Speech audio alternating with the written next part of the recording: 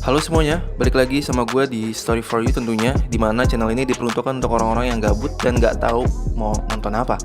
Jadi karena kalian gabut dan gak tahu mau ngapain, gue bakal kasih kalian video alur cerita dari film ICU, yang dimana film ini keluar pada tahun 2019, tepatnya 1 tahun yang lalu. Tanpa basa-basi, langsung aja masuk ke videonya.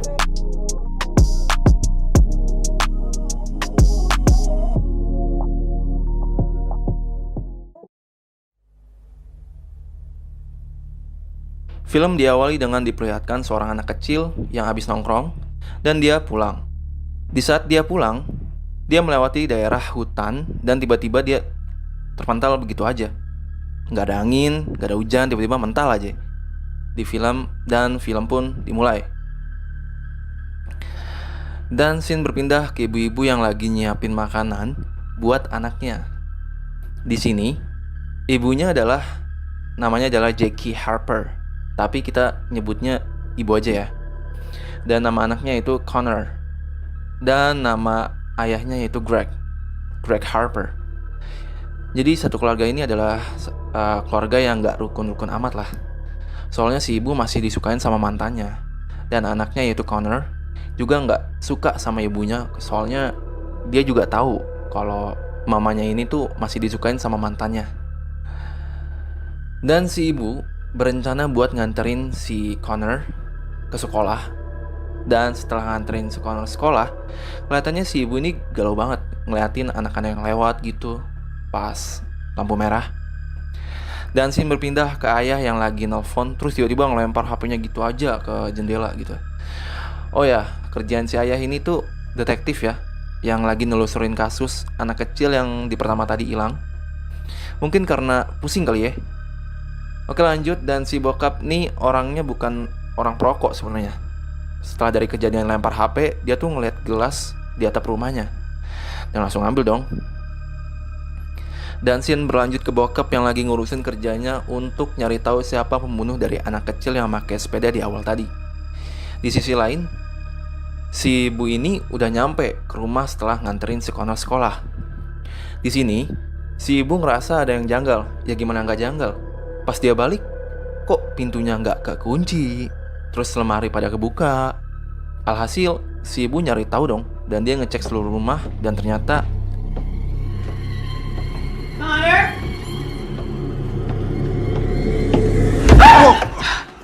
ada si Pak Pol. Ternyata kedatangan Pak Pol di sini habis ngebenerin jendela yang udah dihancurin sama bokap.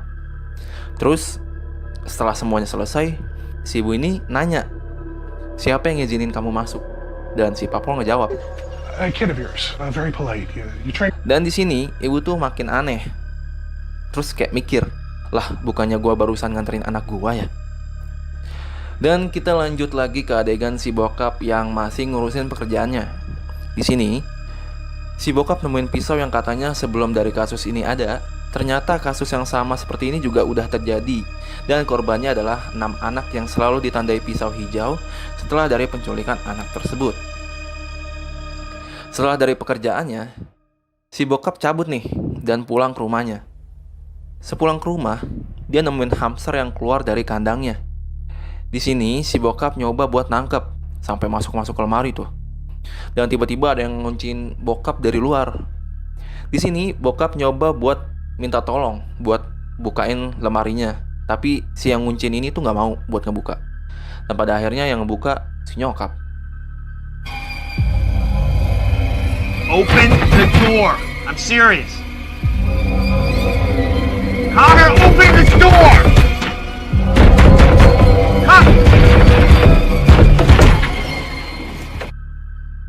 Dan scene berlanjut ke nyokap yang lagi ngeberesin kamar si Connor. Pas si nyokap lagi ngeberesin di area bawah kasur, dia ngeliat topeng. Topengnya tuh kayak kebentuk ya kayak kodok gitulah. Oke, dan si bokap lanjut dari pekerjaannya dan disuruh buat nelusurin ke rumah yang namanya Tommy ya. Di sini kelihatannya Tommy itu tahu banget atas siapa penculiknya dari semua anak-anak yang hilang selama ini gitu ya. Dan akhirnya si Tommy ini diwawancarain dari salah satu rekan kerjanya si bokap, yaitu Detektif Splits ya namanya. Dan dia bilang kalau dia dulu tuh sempet diculik gitulah sama dia dan akhirnya kabur gitu. Dan scene berpindah lagi ke si nyokap, yang di sini tuh si nyokap didatengin sama mantannya lagi ya. Dan di sini nama mantannya adalah Todd ya. Jangan pikirannya jangan kemana-mana lah, jangan traveling gitu ya pikiran lu. Namanya Todd doang di sini, dikasih taunya namanya Todd doang. Gue nggak tahu kenapa dia sutradaranya ngasih nama ini ya, tapi namanya unik lah, kayak gitulah. Dan akhirnya si Todd ini tuh bilang ke si nyokap, katanya dia tuh masih suka gitu, masih berharap bakal bisa sama si Jackie ini ya, sama si nyokap ini ya.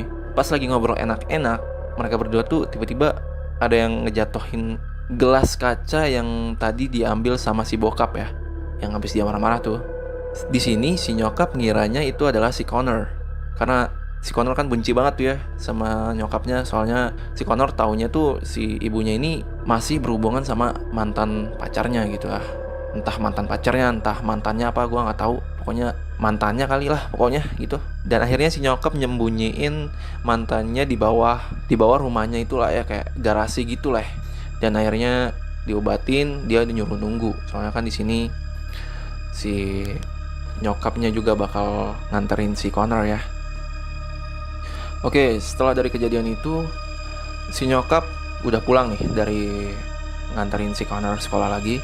Dan pas dia pulang, dia nggak tahu tiba-tiba ada yang mukul si mantannya si nyokap aja, terus udah tepar gitu aja. Si nyokap langsung nelpon si bokap gitu ya. Dan akhirnya si bokap langsung pulang, dan bokap akhirnya di sini nyuruh si nyokap buat ganti baju untuk nguburin mayat dari si mantan pacarnya nyokap ini. Dan scene berpindah ke si Connor yang lagi main game, lagi asik-asiknya main game, terus tiba-tiba ada yang ngirim pesan, dan itu pesannya dikirimin dari orang yang nggak dikenal ya. Di sini orang yang nggak dikenal itu ngomong ke si Connor atau ngasih pesan gitulah. Maksudnya dari progging cock on camera itu apa sih gitu. Dan akhirnya si Connor ini kan nggak tahu, dia langsung nge-googling apa itu progging cock on camera, dan ternyata itu adalah kayak proses orang masuk ke rumah orang dan itu tuh didokumentasiin gitu. Ya sama aja kayak kejahatan, sama kayak nyuri lah. Di sini tanpa disadarin sama si Connor, ternyata di belakangnya udah ada orang yang nungguin dia. Dan akhirnya si Connor ini disekap di dalam kamar mandi. Setelah dari kejadian itu, si bokap langsung nyuruh si nyokap buat nganterin Connor ke rumah sakit. Dan si bokap mulai sadar nih bahwa ada orang yang udah masuk tanpa sepengetahuannya. Di sini, bokap mempersenjatakan diri menggunakan pistol di tangannya, dan dia pun mengecek semua isi rumah. Sesampainya bokap di rooftop, tiba-tiba terdengar alunan musik yang lokasinya berada di ruang tamu. Setelah bokap mengecek, ternyata di samping si bokap terdapat orang asing yang sudah siap untuk membunuh si bokap. Dan tiba-tiba film pun flashback dari awal. Di sini diperlihatkan dari sisi orang asing tersebut yang bernama Alec dan Windy. Di sini mereka berdua menyelinap masuk ke rumah bokap untuk menginap dan bersenang-senang di sana. Di sini Alex setiap malam selalu keluar untuk mengganggu orang yang punya rumahnya. Contohnya di hari pertama si Alec ngerokok di atap rumahnya si bokap. Dan seperti yang di awal tadi gue bilang, terdapat gelas yang berada di atap rumahnya yang diambil oleh Alec untuk membuang rokoknya di gelas tersebut. Di hari kedua, ketika mereka sedang santai melihat seisi rumah, mereka berdua panik dikarenakan terdapat orang lain yang ingin memeriksa rumah si bokap, yaitu tukang servis yang tadi di awal ya. Ternyata selama ini yang ngebukain akses untuk masuk ke rumah adalah si Windy. Selagi Windy melayani tukang servis, di sini kita bisa melihat Alec memasukkan obat tidur ke dalam botol minuman Windy karena Alec ingin Windy tidak mengganggunya di saat Alec melakukan rencananya di malam hari.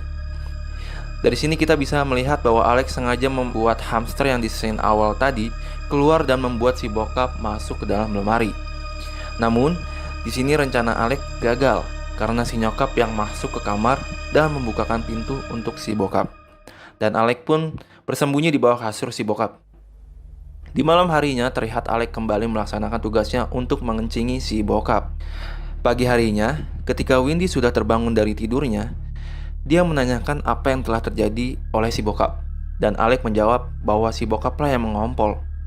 Di tengah-tengah perbincangan mereka berdua, Alec melihat mantan pacarnya si nyokap datang ke rumah yang di awal scene tadi sudah diperlihatkan ya. Ternyata Alec lah yang melemparkan gelas kaca ke kepala mantan si nyokap. Okie dokie.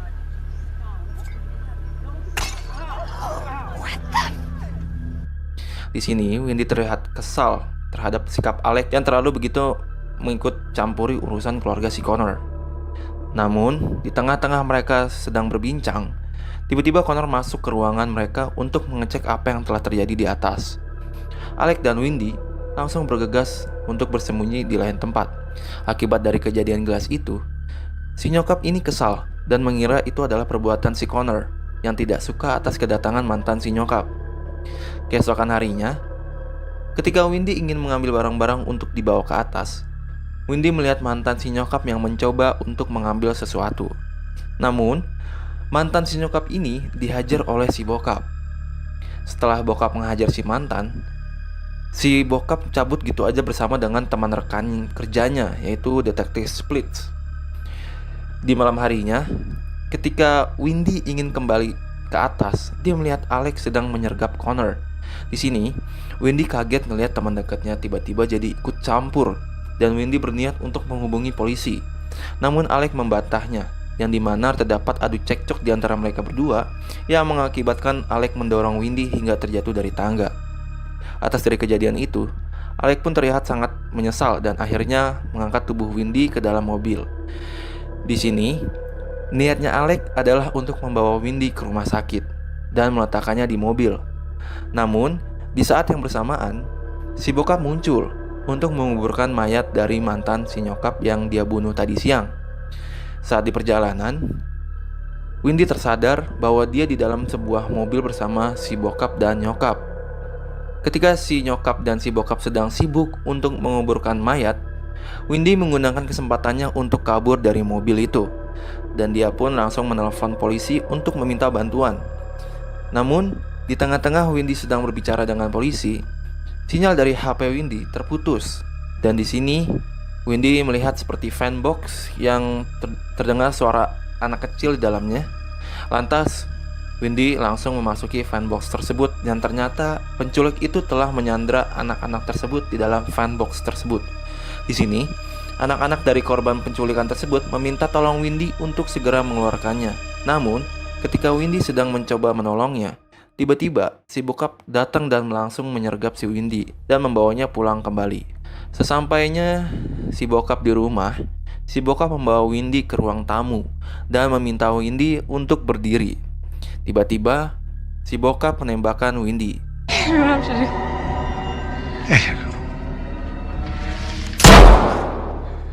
Di sini waktu pertama kali gue nonton, gue agak bingung. Lah, kenapa si Windy dibunuh? Enak banget lagi asal bunuh aja. Dan setelah menembak si Windy, si bokap meletakkan pistol di tangan Windy. Mengetahui Windy ditembak mati oleh si bokap, Alec pun tidak tinggal diam. Di sini Alec berencana untuk membunuh si bokap. Sama di scene awal tadi, sebelum flashback, bahwa si bokap sudah mengetahui ada orang yang menyelinap masuk ke dalam rumahnya dan mengecek semua isi rumah. Di sini, Alex memancing bokap untuk turun ke bawah menggunakan musik. Ketika bokap datang untuk mematikan musiknya, Alex pun sudah bersiap untuk memukul si bokap menggunakan golok. Kapak sih sebenarnya. Di sini, si bokap berhasil menghindar dan kita diperlihatkan aksi ribut antara Alex dengan si bokap yang dimenangkan oleh si bokap. Di sini, bokap mengira bahwa Alex sudah mati dan si bokap menusukkan pisau ke dadanya. Gua nggak tahu maksudnya apa dia nusuk dadanya sendiri. Namun ketika bokap melihat si Alex sudah berdiri dan mengambil pistol si bokap. Bokap sempat bertanya kepada Alex, "Siapa kamu?" "Pahlawan kesiangan. Padahal udah malam." Namun Alex menjawab, "Kamu tidak mengenalku, namun aku mengenalmu dan mengetahui semua kejadian ini." Setelah mengatakan itu, Alec menembakkan bokap menggunakan pistol dan datanglah polisi yang sudah mengepung rumah si bokap. Setelah dari kejadian itu, detektif Splits datang dan langsung menembakkan Alec.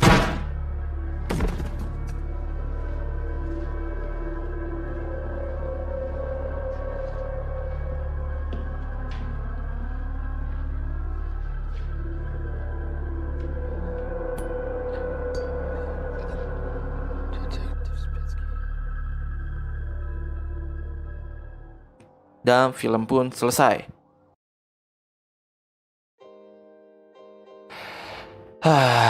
Oke, mari gue perjelas lagi filmnya. Kenapa di ending si Alec malah menembakkan si bokap? Lah, kan bokap detektifnya.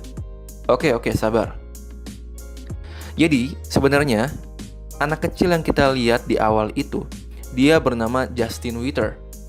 Anak kecil yang hilang tadi itu ya, Boy ya.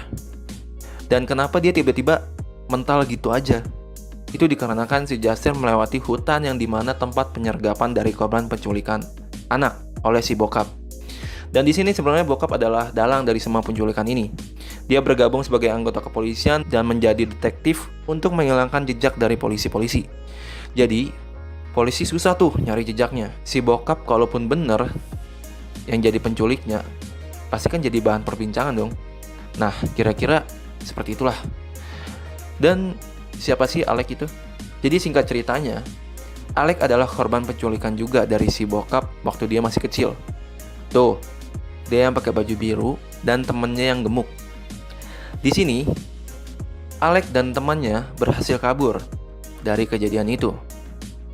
Namun, Alec masih dendam ke si bokap dan berencana untuk membunuh si bokap. Oke, mungkin sampai sini aja yang bisa gue sampaikan ke kalian. Semoga bisa menjadi film yang bagus untuk nemenin hari-hari kalian di masa pandemik seperti ini. Jangan lupa stay safe dimanapun kalian berada. Gue Fendi, admin dari Story For You. Bye-bye.